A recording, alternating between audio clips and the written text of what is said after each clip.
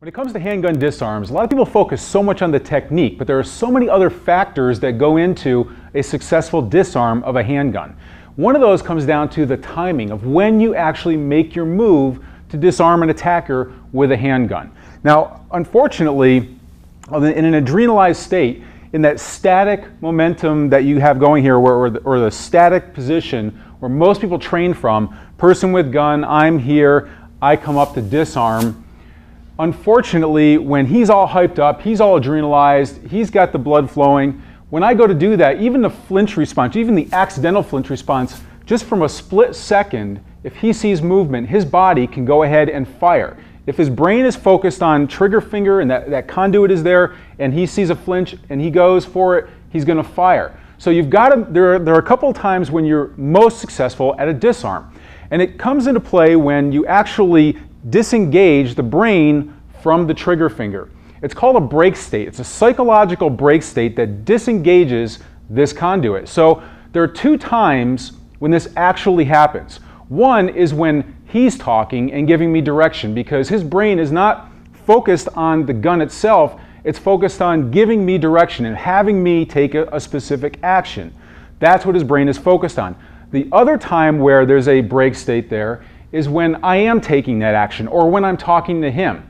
When I'm moving, he's told me to go somewhere. When I'm moving, his brain is focused on me taking the action that he gave me. The other time is when I'm talking, his brain is processing my words, and he's less likely to fire the weapon. His brain isn't engaged there.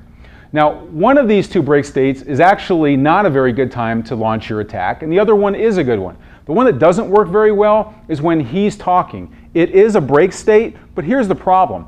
When there is an adrenalized situation here, there's an attack going on, if he's talking and giving me direction, what happens is a lot of people give direction with their hands while they're talking. All right, move over there.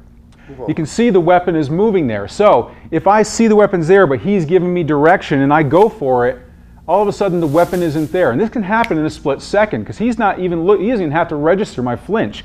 If I go for the disarm and he's moving at the same time and talking at the same time, I can miss that weapon. If I miss it, then he's more likely to go ahead and pull the trigger on me.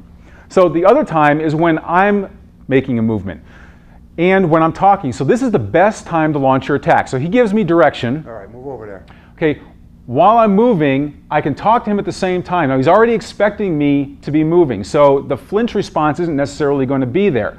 So when I talk to him, say, well, you want me to move over here? My hands and my body are moving, but that gives me an opportunity to get in at the same time, because he's less likely to move the handgun while I'm talking and moving. So he tells me, gives me direction. Over here. From here, I've got a much better chance of getting in for the disarm.